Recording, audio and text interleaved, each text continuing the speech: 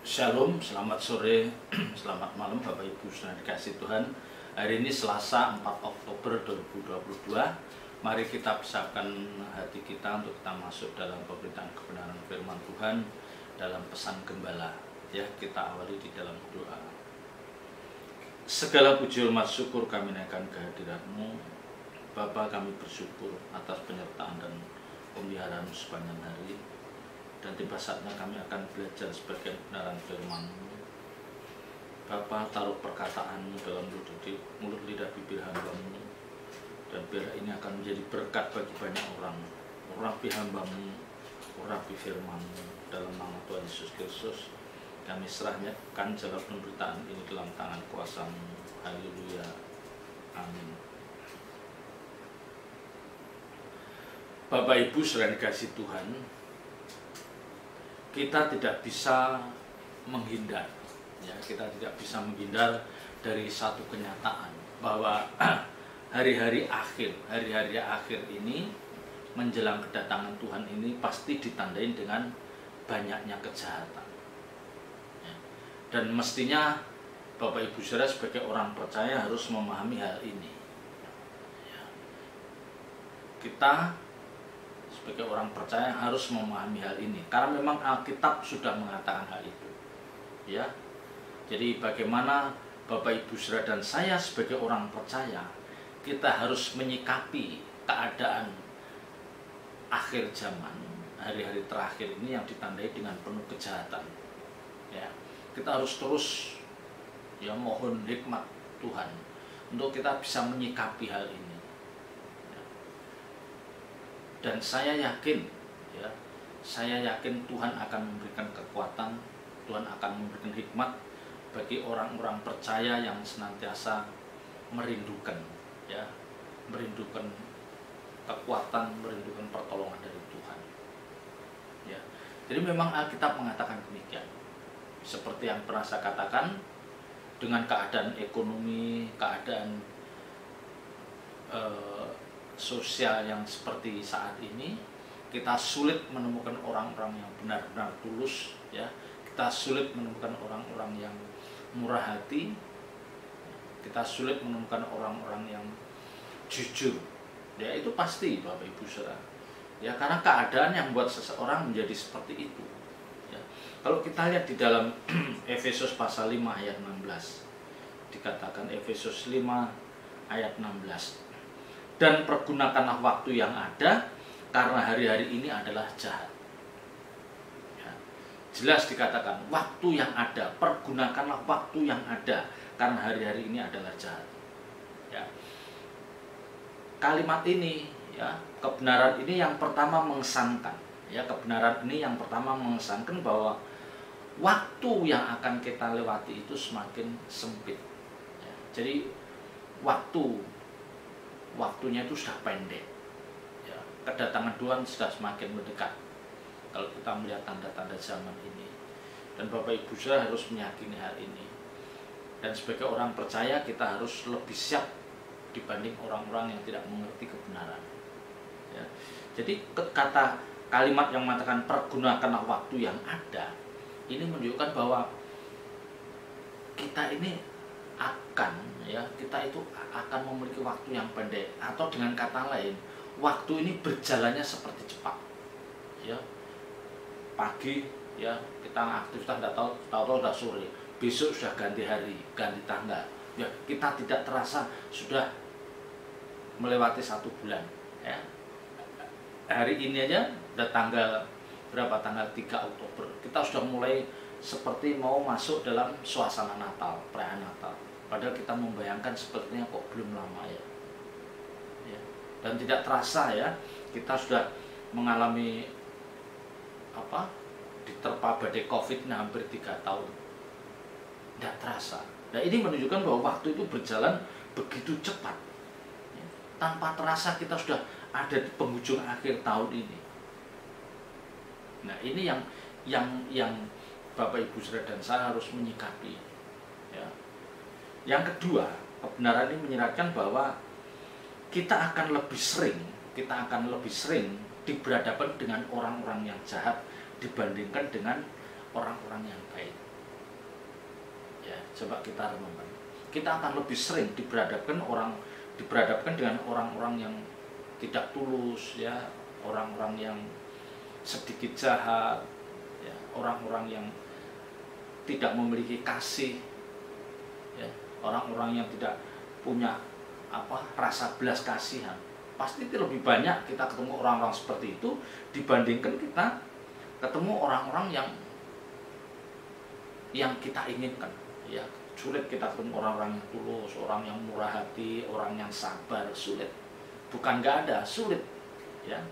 Nah, ini kan keadaan ini kan seringkali dipicu oleh keadaan ekonomi yang sulit, ya. Kita tidak bisa menghindar. Keadaan ekonomi yang sulit seringkali merubah karakter seseorang. Keadaan ekonomi yang sulit seringkali merubah, ya, cara orang berpikir, cara orang memperlakukan orang lain. Ya, kemarin berita yang menyedihkan itu, ya, di Inggris, ya. Di Inggris itu sekarang kan lagi resesi parah, ya, resesi parah, ya. Sewa rumah dikatakan naik 100%, yang menyedihkan, ya, yang menyedihkan. Banyak dijumpai pekerja seks komersial, PSK, wanita-wanita terjun dalam dunia gelap. Ya, belum lagi anak-anak sekolah, saya sedih, mereka tuh karena tidak bisa makan, mereka hanya diberi seperti permen, hanya asal mengunyah, ya, yang biasanya dikasihkan makan snack atau roti, atau sekarang sudah sangat. Nah, keadaan seperti ini yang membuat orang jadi bisa berubah segalanya, ya. Orang tidak pernah berpikir mereka akan terjun ke dunia hitam, tetapi fakta menunjukkan bahwa media mengatakan bahwa banyak wanita-wanita Inggris itu terjun dalam PSK. Karena memang untuk menyambung hidup itu jalan pintas yang harus yang real, yang bisa dia kerjakan, yang mendatangkan uang. Tetapi itu kan bukan jalan yang disediakan Tuhan bagi orang percaya. Ya, keadaan sesulit apapun Tuhan pasti tidak menganjurkan orang percaya, umatnya menempuh jalan seperti itu. Pasti tidak menganjurkan. Ya. Nah, keadaan yang sulit ini benar-benar akan menjadi batu ujian bagi Bapak Ibu Saudara dan saya. Kita akan mendapatkan, ya, kita akan benar-benar menghadapi batu ujian. Bukan hanya bagi kita, juga bagi pasangan hidup kita, bagi anak-anak kita. Semua orang akan diuji sejauh mana iman mereka, sejauh mana, ya, integritas mereka mempertahankan hidup sebagai orang percaya yang takut akan Tuhan, ya. Jadi dengan keadaan seperti ini, bahkan kemarin seorang ekonom yang terkenal di Indonesia mengatakan bahwa tahun 2023, ya, tahun depan 2023 itu akan terjadi resesi. Jadi bayangan gelap itu sudah seperti menghadang kehidupan semua orang. Nah, maka saya katakan disinilah Bapak Ibu Saudara dan saya harus melewati batu ujian ini, dan kita harus lulus, ya. Artinya seberat apapun masalah hidup yang akan kita hadapi, seberat apapun persoalan ekonomi yang harus kita lewati, saya ingatkan, jangan kita menggadekan integritas kita sebagai orang percaya, ya, terus mudah berbuat dosa, yang mengambil jalan pintas, yang itu semua tidak pernah dikehendaki Tuhan. Ya. Jadi dengan keadaan ini nanti banyak orang itu akan nampak, wajah aslinya akan nampak. Ya, dengan kesulitan-kesulitan ini orang akan disingkapkan, wajah asli dari orang itu akan disingkapkan. Yang selama ini mungkin dia kelihatan sebagai orang-orang yang tulus, orang-orang yang sabar, ya, orang-orang yang murah hati. Dia menjadi orang yang seringkali banyak orang mengenal dia sebagai orang yang mengalah, orang yang rendah hati. Ya, mungkin dengan kondisi seperti ini mereka akan berubah, dan perubahan itu mereka tidak mereka sadari. Jadi sepertinya dia pelan-pelan sebenarnya digiring untuk memiliki karakter seperti itu. Ya, dia akan berubah. Yang dulunya sabar sekarang jadi emosian, ya, dulunya murah hati, wah sekarang hitungan sekali. Ya, memang kita harus menghitung segala sesuatu dengan cermat supaya kita tidak kekurangan. Tetapi Semua itu ada aturannya. Ya, jangan dalam kondisi begitu kita akan wajah asli kita benar-benar akan nampak. Ya, galaknya kita, ya jahatnya kita. Dan itu memang bisa terjadi. Ini memang bisa terjadi karena memang Alkitab katakan hari-hari akhir itu orang akan diuji. Dan biasanya ujian ekonomi itu yang paling berat. Masalah keuangan itu yang paling berat. Yang kalau kita tidak cakap, kita tidak cerdik dalam menyikapi, kita bisa tergelincir. Ya, kita bisa tergelincir. Nah, ini yang menjadi kekhawatiran kita. Ya. Bapak Ibu Saudara dan saya yang memahami kebenaran firman Tuhan, kita juga harus ada rasa khawatir. Bukan hanya terhadap diri kita, tetapi juga terhadap orang-orang sekitar kita. Pasangan hidup kita, anak-anak kita, cucu-cucu kita, menantu kita. Kita harus mengkhawatirkan mereka. Ya. Jangan sampai karena keadaan gini mereka semua menjadi orang-orang yang berubah. Ya, yang akhirnya tidak seorang pun bisa menunjukkan kehidupan kekristenan yang benar. Ya, jadi isinya orang tuh mudah marah, mudah tersinggung, sensi lah, hitung-hitungan banget lah. Ya. Jadi sudah keadaan sulit, dipersulit lagi dengan sikap atau karakter orang-orang percaya yang ada. Nah, ini yang menyedihkan. Ya. Nah, sebagai orang percaya Bapak Ibu Saudara, tidak ada jalan lain untuk mengatasi hal ini kecuali bahwa mari kita mengisi hari-hari hidup kita itu dengan hal-hal yang rohani. Ya. Jadi kita sediakan saat teduh. Kita sediakan saat teduh. Ya, kita sediakan waktu untuk kita duduk di kaki Tuhan. Kita renungkan sepanjang hari yang kita lewati, yang kita alami. Ya, pergumulan-pergumulan apa yang harus kita hadapi atau yang harus dihadapi orang-orang yang kita kasih. Nah, ini tidak ada jalan lain kecuali kita harus mengisi hari-hari hidup kita dengan hal-hal rohani. Ya, mengisi hari-hari hidup kita dengan perkara-perkara rohani. Ya, perbanyak waktu kita untuk bersekutu, ya, bersekutu dengan Tuhan melalui doa-doa yang kita naikkan. Kita membangun mezbah doa. Ya, perbanyak waktu kita untuk mendengar suara Tuhan, mendengarkan firman Tuhan, membaca Alkitab. Ya. Dan ini tidak ada pilihan Bapak Ibu Saudara. Ya, ini tidak ada pilihan. Dan yang lebih penting, yang juga tidak kalah penting adalah kita harus membatasi pergaulan-pergaulan dengan pergaulan dengan orang-orang yang tidak membuat kita menjadi dewasa rohani. Ya, jadi pergaulan-pergaulan kita yang tidak perlu itu harus kita putus. Ya, kita kurangi. Kita harus menarik diri dari pergaulan-pergaulan seperti itu. Kalau misalnya toh dalam pergaulan itu, dalam komunitas itu, kita tidak mendapatkan damai sejahtera, ya, tidak mendewasakan rohani kita, mengapa kita harus ada di komunitas itu? Ya, jangan memaksakan kita ada dalam satu komunitas. Kalau itu memang tidak membawa perbaikan bagi kerohanian kita. Jangan memaksakan. Ya, lebih baik kita ada di rumah, kita mendampingi orang-orang yang kita kasihi. Ya, banyak waktu kita untuk berdoa, membaca Alkitab itu harus lebih banyak kita lakukan. Ya, jadi kita jangan takut kehilangan atau ditinggalkan oleh orang-orang yang tidak satu roh, yang tidak satu spirit dengan kita. Ya, jangan takut kita kehilangan atau ditinggalkan oleh orang-orang seperti itu. Ya, kecuali memang itu dalam pekerjaan kita yang mengharuskan kita ketemu dengan mereka. Itu nggak bisa kita hindari.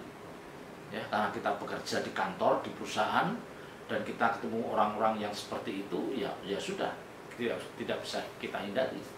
Ya, hanya kita sendiri harus yang pandai-pandai menjaga diri kita. Ya, pandai-pandai kita mengendalikan diri kita, mengendalikan pikiran kita. Ya, ini yang paling krusial Bapak Ibu Saudara. Ya.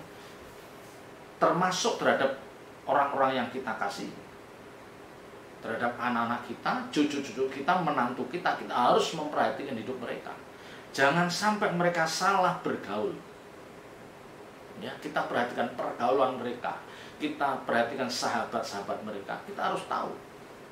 Ya, kalau anak-anak kita cucu-cucu kita memiliki pergaulan yang tidak sehat, kita harus punya keberanian untuk menegur. Ya, arahkan anak-anak kita, arahkan orang-orang yang kita kasih untuk punya kegiatan yang itu benar-benar bermanfaat. Ya, untuk pertumbuhan rohaninya, ya, untuk kesehatan jasmaninya, mungkin ikut klub olahraga itu jauh lebih baik. Ya, tapi kita tetap harus bisa mengontrol mereka. Ya, ini jangan sampai kita kecolongan, Bapak Ibu Saudara. Ya, jadi kejahatan itu tidak selalu diawali dengan tindakan nyata. Ya, jadi untuk seorang menjadi jahat itu tidak selalu diawali dengan tindakan nyata. Oh, misalnya dia mulutnya kasar, ya, terus dia pemarah. Tidak selalu. Ya, dia terlibat dengan geng motor apa, dia punya terlibat dengan kelompok-kelompok yang membiasakan diri dengan istilahnya kongko-kongko, ya, sampai larut malam, ya, di tempat yang tidak pantas. Ya, kejahatan itu tidak selalu diawali dengan hal-hal seperti itu, tetapi kejahatan itu seringkali diawali dengan kebiasaan buruk yang sering dilakukan seseorang yang itu tidak mereka sadari. Ya, kebiasaan buruk. Ya, kebiasaan buruk itu bisa akibat pergaulan, bisa dia memilih teman yang salah, teman yang tidak takut akan Tuhan, punya teman yang hedonisme, ya, jadi maunya menikmati keindahan dunia dan selalu membicarakan hal-hal yang jasmani, ya, yang tidak pernah memperkarakan sesuatu yang rohani. Nah, ini membahayakan. Nah, ini kejahatan itu bisa diawali dari cara kita, ya, cara kita memilih sahabat yang salah, cara kita mempunyai komunitas yang salah, bisa. Ya, juga mungkin begini Bapak Ibu Saudara, kejahatan itu bisa diawali dengan kebiasaan buruk yang lain. Misalnya berlarut-larut malam habis hanya untuk nonton TV, nonton film seri lah. Ya, habis untuk seperti itu aja. Ya, main chat, ya, main game online, chatting, hal-hal yang tidak perlu. Ya, kejahatan itu bisa diawali dari seperti itu. Yang orang dunia mungkin mengatakan bahwa itu bukan sesuatu yang jahat. Tapi Bapak Ibu Saudara dan saya yang mengerti kebenaran firman Tuhan, itu justru benih-benih kejahatan yang mulai disemi oleh orang percaya yang tidak disadari. Ya, jadi seperti dia makin bertumbuh, kebiasaan buruk itu tetap dilakukan. Nah, ini yang tidak boleh terjadi. Ya. Karena standar jahat kita sebagai orang percaya itu berbeda dengan orang dunia. Standar jahat atau standar orang baik bagi kita itu berbeda dengan orang-orang dunia. Ya, ketika seseorang itu begitu mencintai keindahan dunia, ya, mereka begitu mencintai dunia dengan segala keindahannya dan punya hasrat untuk menikmati dari suatu tempat ke tempat lain, ya, kuliner dari satu tempat ke tempat lain. Orang-orang dunia mengatakan itu bukan suatu kejahatan, itu bukan suatu kesalahan yang pantas dipersoalkan. Tapi bagi Bapak Ibu Saudara dan saya yang mengerti kebenaran, ini harus dipersoalkan. Ya. Kalau keinginan hasrat itu seperti membelenggu orang-orang yang kita kasihi, jadi seperti ada kewajiban. Oh, di sana ada mall buka, seperti ada keharusan kita harus ke sana. Ya, di sana ada makanan yang enak, sepertinya kita wajib ke sana. Nah, itu yang salah.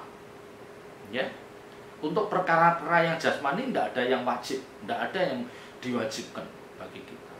Tapi untuk perkara-perkara yang rohani, yaitu harus membangun persekutuan dengan Tuhan, itu tidak bisa dihindarkan. Ya, makanya ini yang seringkali kita akan berselisih.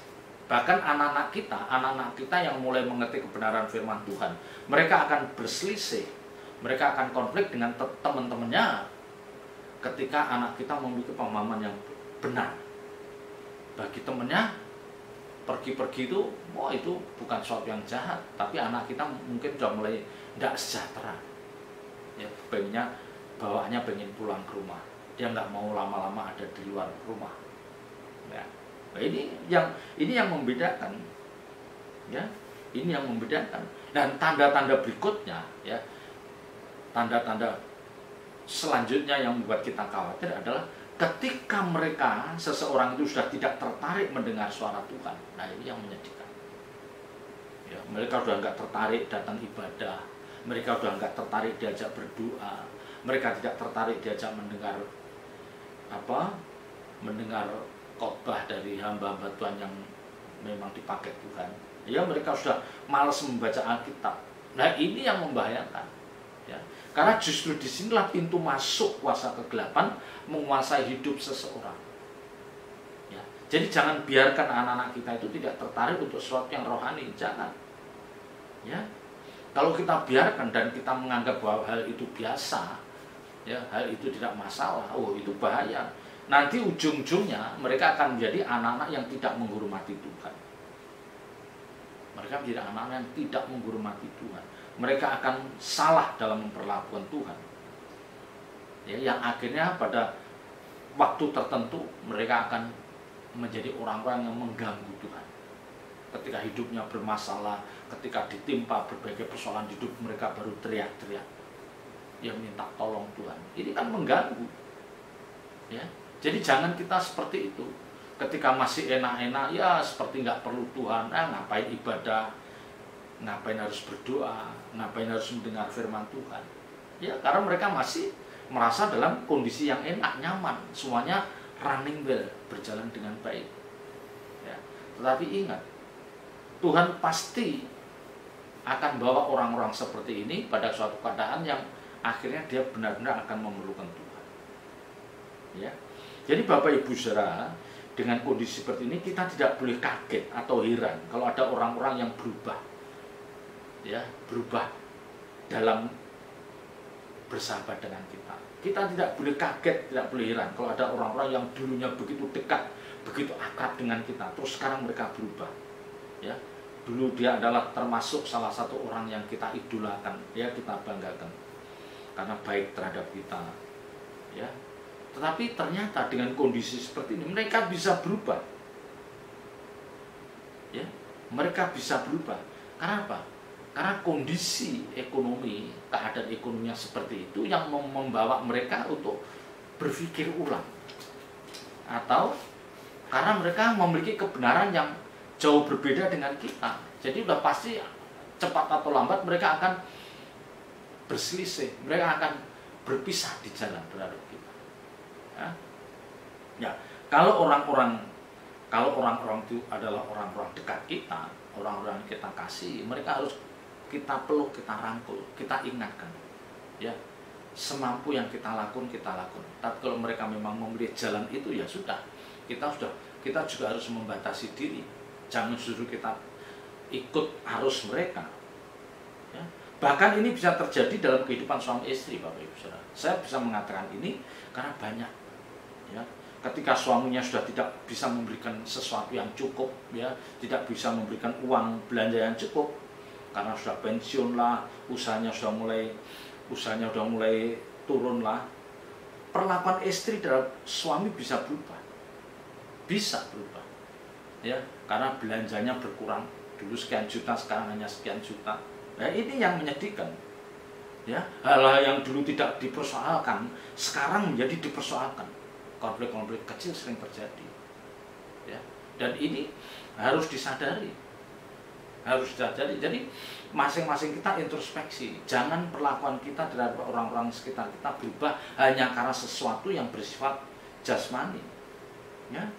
Demikian juga anak-anak mulai tidak hormat terhadap orang tua. Karena orang tuanya merasa tidak bisa mencukupi keinginannya. Nah, ini bahaya. Ya, bahaya.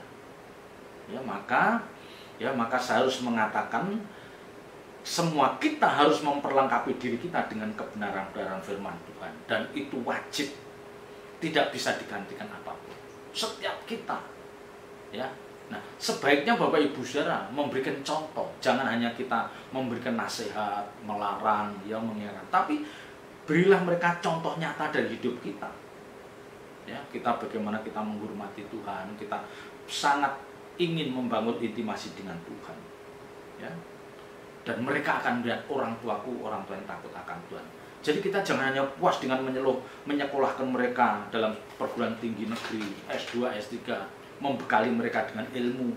Tapi Percuma kalau mereka tidak dibekali dengan pemahaman firman yang cukup. Kelak dia akan menjadi orang-orang yang hidupnya membahayakan bagi dirinya juga orang lain. Ya.